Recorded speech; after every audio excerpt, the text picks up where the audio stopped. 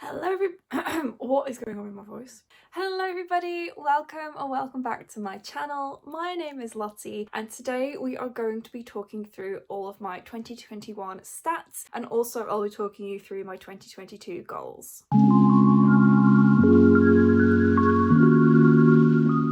So as you know, each month in my wrap-ups, I talk you through my stats for the month. So the number of books that I've read, the pages that I've read, also like the age categories, things like that. I keep track of all these things in a reading spreadsheet. The spreadsheet that I've been using for the past couple of years was made by Brock Roberts, I believe. If I can find a link to the original, I will link it down below. This is literally just a random one that I found on BookTube. I have been using it for the past couple of years, but there is a lot of bells and whistles on it that I just don't particularly vibe with. 2021 was the last year that I was using this spreadsheet. For 2022, I have decided to create my own spreadsheet. It's obviously still a work in progress. I'm still working out like what works, what doesn't, but maybe for 2023 I will release that. It's a very simple spreadsheet just to keep track of things, specifically tailored to what I like to keep a track of. I feel like although the spreadsheet I was using previously was really good and it's definitely helped me to develop my own, there was just so many different elements to it that I just couldn't keep up with, so I have decided to make my own. Anyway, completely irrelevant to this video. So yeah, these are my 2021 statistics. So we're talking about like all the books that I read, like pages, star ratings, all of that. So my reading goal for 2021 was to read 52 books through the year, which is just one book a week, and I managed to knock that right out of the park. I'm so pleased with myself. This is the most I have ever read in one year, and I have read 78 books during 2021. I'm super pleased with that. I like to try and read at least one more book the following year from the year before, so I was trying to read 79 books in 2022 at least. That's not what my goal is going to be, which I'll get into. I don't like to put too much pressure on myself, so it would be nice if I could read more than I did in 2021, but obviously like things happen. According to Goodreads, those equal 27,336 pages, but my reading spreadsheet says 27,303, so there's obviously a little bit of a discrepancy there, so I'll just say 27,300.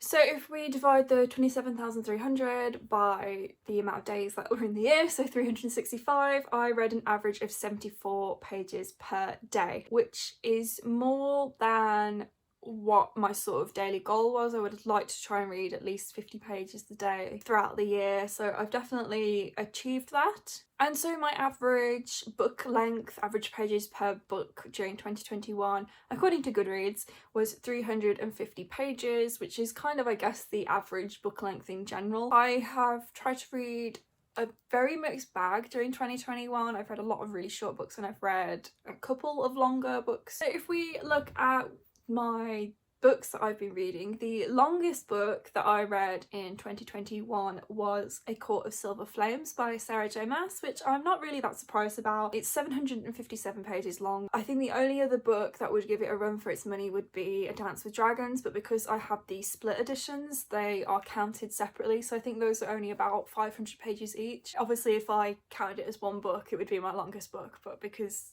yeah. And then my shortest book in 2021 was Anti-Emetic for Homesickness by Romelin Anti, which was 79 pages. So this was a little poetry book that I read back in May for the Asian Readathon. So now let's move on into my star ratings for the year. So I originally used to use half-star ratings in 2021, and I sort of halfway through the year shifted to just using full-star rate, because in 2022 I'm going to be using the Corpal method to rate my books and just using full stars to rate them, because the Corpal method sort of tells you whether it's a high or a low in that star bracket depending on the Corpal number that you get. And also because Goodreads doesn't have half-star ratings anyway, and that's the only like bookish social media that I use for tracking things like my reading, so that's why I'm only going to be using full star ratings. So we do have a couple half stars in my stats from 2021. So in 2021 I rated one book 1 star, that poor unlucky book. If I remember correctly, this was My Brother's Name is Jessica, or by John Boyne. I read it back in January and I absolutely hated it. It was a horrible book.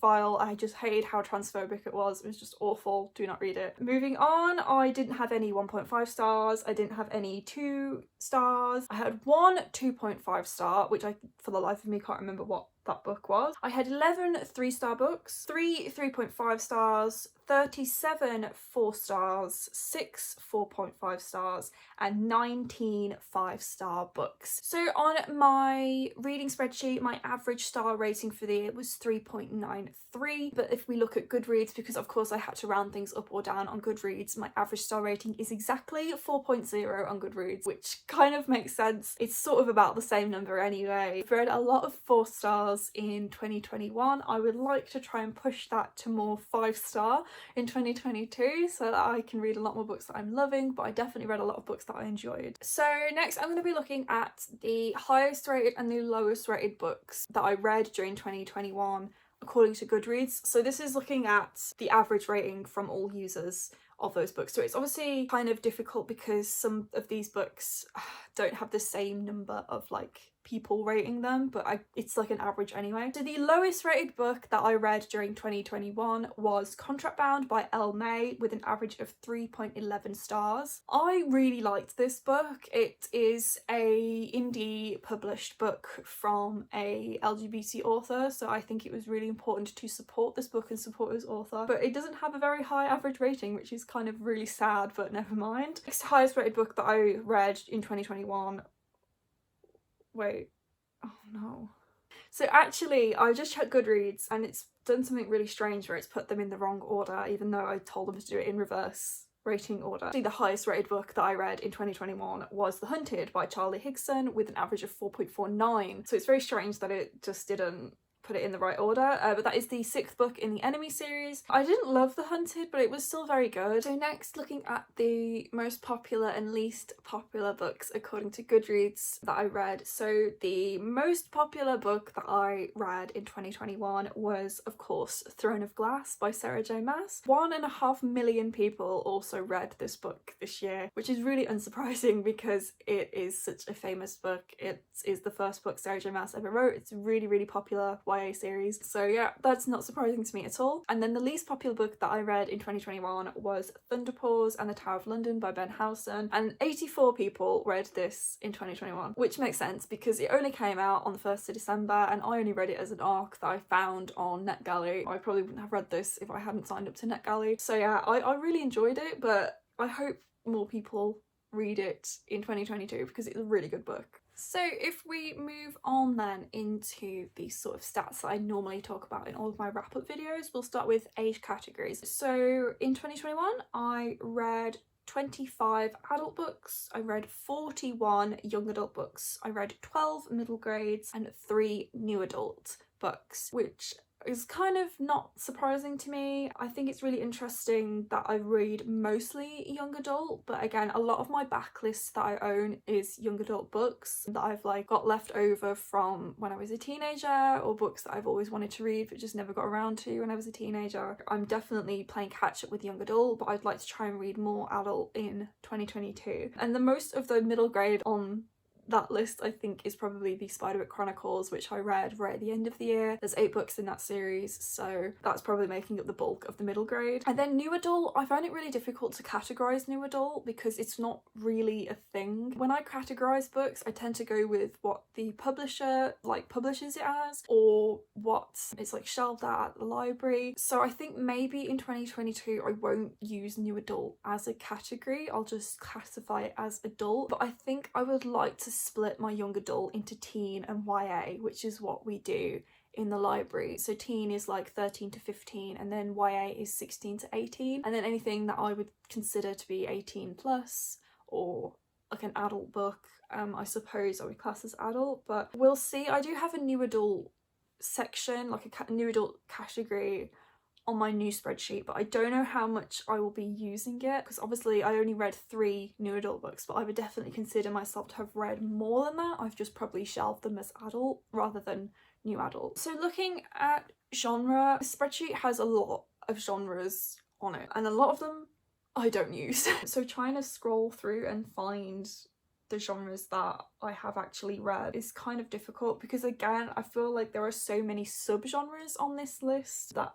I don't particularly use. What I'm going to be doing in 2022 is just having like 5 or 6 main genres from my drop down menu, and then I will have a space to write in subgenres. So for example, if it's a fantasy, I will just be putting fantasy, and then if it's a fantasy romance, I'll just put romance as one of the subgenres. Or if it's a dystopian, what I'm going to be doing is writing sci-fi and then dystopian, because dystopian is a subgenre of sci-fi, just to keep things a little bit more concise. Anyway, so if we look at the genres that I read in 2021, okay, see, this is the thing, there's fiction and non-fiction, but I would consider fiction and non-fiction to be main categories anyway, and then there's subgenres of those. So it says I didn't read any non-fiction, which I definitely did. But anyway, yeah, so we read 9 science fiction, 37 fantasy, 10 horror, 2 thriller, which I don't even know which books I classed as thriller this year, because I don't think I technically read any thrillers, but never mind. I read 1 poetry, I read 1 romance, I read 1 paranormal, which is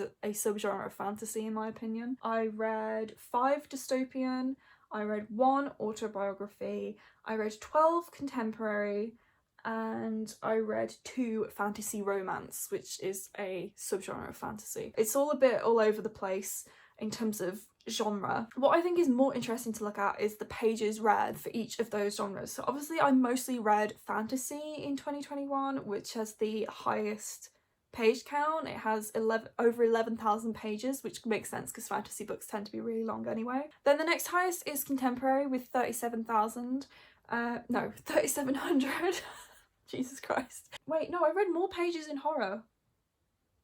Yeah, I'm clearly not looking properly. So I read less horror books, but I read more pages in horror, so I technically read more horror than I did contemporary. So if we look at format, I hate the format on this spreadsheet. I hate the way that format is classified because there are so many random ones that I don't even know what are supposed to be. Anyway, so I read 16 hardbacks, 35 paperbacks, 20 ebooks, 4 audiobooks, and 6 graphic novels / comics. I don't like the way that these formats are categorized. I don't really understand why comic and graphic novel and that are included with the way things are bound. I'm definitely going to be changing that up for my own spreadsheet. What I care more about is whether I'm reading physical books or ebooks or audiobooks. So those are the 3 main ones that I like to keep a track of. So obviously I've read mostly physical books in 2021, but I also made quite a big dent on my ebook TBR, though I think a lot of those ebooks were actually books I borrowed from the library. And I read 4 audiobooks, though I've just realised I think that these tables for all of the categories includes books that I've DNF'd, because I definitely didn't read 4 audiobooks in 2021, but I remember DNFing at least 1 audiobook. So I think that's included in these stats, which I really don't like either, but it's too much work to try and get rid of it at this point. So something I like to keep a track of is whether I'm reading books that I already own or books that I just own in general, or whether I'm reading books borrowed from the library. I'm definitely going to be keeping track of this properly on my own spreadsheet, but the spreadsheet that I'm using at the moment doesn't really track that in a way that I like. So I think the best way to show you this and to discuss it is through the book status category on the spreadsheet. So this keeps a track of status, whether it's a book that I purchased, if it was a gift, if it was an ARC, or if it was already on my shelf before the beginning of the year. And so if we look at the chart, so 27% of the books that I read in 2021 were library books, so everything else is a book that I own in one way or another. I'm obviously reading more books that I own, which is good because I'm going to be making a dent on my actual own TBR. So a couple of things that I find quite interesting are looking at the page length of the books that I'm reading and also the years that the books I'm reading were published. So if we look at page length first, you can quite clearly see that most of the books I read are in the 400 page bracket, which makes sense because I read a lot of fantasy but not a lot of long fantasy. I really get intimidated by 500 plus page books. I read a lot of 400 page books this year, which does make sense. I can think of a few off the top of my head. So there's the Enemy series, the Aurora Rising books. I think Noughts and Crosses is 400 pages. The split edition of A Dance with Dragons are all in the 400 page bracket. The Throne of Glass books, a couple of those I think fall under that.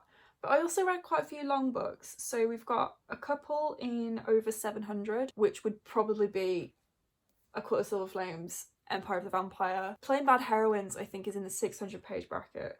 But yeah, I just think that it's really funny that it's like sort of gradually going up and then it's just all of a sudden like this. And then if we look at years published, I'm reading a fair few from Backlist, but most of the books that I read in 2021 were new releases, which is actually quite surprising to me because I feel like I don't read books the year that they come out. Most of the books that I read were published this year just gone, which is really interesting. And then also randomly quite a few from the 2000s, which it doesn't count separately. I read quite a few from the 2000s as well, which I think makes sense because I do have a lot of Backlist books from around then. But yeah, most books I read were new, which is just, I just think really interesting. But what I think is really funny is my TBR progress graph. So at the start of 2021, my unread owned TBR was at 48 books, which is not too bad, but I definitely had a buying spree when it came to books in 2021. This is what that graph looks like. So the black line is the progress I would have made if I had read all of my unread books that I owned, and the blue line is actually how much my TBR has increased. So I think my unread TBR now stands at about 113, which is just crazy to me to own that many books that I haven't even read yet. But I know for like some people it's way higher. That is all for my 2021 statistics. So for what my 2022 goals are, I don't really like setting like really specific goals, and if I don't meet them, like it's bad, but I sort of have a general ballpark of what I would like to achieve. I mentioned this in my TBR video for January. I am going to set a goal of reading 52 books again for the year, but because of the nature of my TBR game, that could go up or down. At the moment, my yearly goal is at 55, but in general, I would just like to try and also read more than I read the previous year. I would obviously like to make a dent on my own TBR, but I would also like to try and read more library books and to support the library service. In terms of channel goals, I don't really have any specific goals related to like numbers. I just want to try and make a video once a week at the very least, and to be more active in the community, talking to people, commenting on people's videos, etc. I feel like I watch a lot of booktube already, so it's not really a goal of mine to watch more booktube, but I would just like to support the community more, however I may do that. I don't have any goals for like increasing subscribers or anything like that. I would just like to have my channel grow, but I feel like the main way I can focus on doing that is just by making a video at least once a week. Last year I did start a Bookstagram before I started my channel, but I didn't really stick to it at all, so I'd like to try and do more with my Bookstagram, but do it in a low-key way without feeling like I have to make this beautiful like picture of some books. And you know, just do something really low-key with my Bookstagram and try and post on it a little bit more frequently. I'd also like to try and make more time for my other hobbies. I love reading. Reading is my main hobby, but I feel like it took over my life, especially towards the latter half of 2021, and I didn't really make time for any of the other things that I like to enjoy doing. So I love playing video games, and in 2020 I played a part of a video game pretty much every single day, whereas I don't have the time to do that anymore, but I would like to try and make more time for playing games. Also, I would like to try and like watch more stuff on TV that is meaningful. There's a lot of series that are from book adaptations I would like to at least give a go. I would also maybe like to try and finish Supernatural finally, because I fell off the bandwagon with that years ago and I would like to see how it ends. I'd also maybe like to try and rewatch Game of Thrones, because after finishing the last book it's just really got me into a Game of Thrones mood and I would like to watch that again, even though I hate the way it ended. In terms of series, I don't particularly have any series I'm like I must finish in 2022. Maybe the Noughts and Crosses series, because that's the main one I'm in the middle of at the moment, and also Throne of Glass as well. I would like to finish Throne of Glass in 2022. I had 2 series that I wanted to finish in 2021, so I think leaving it at 2 for 2022 would be best. But I've definitely caught up on a lot of series. I think staying caught up will be the main thing. But yeah, I would like to finish Noughts and Crosses and Throne of Glass. So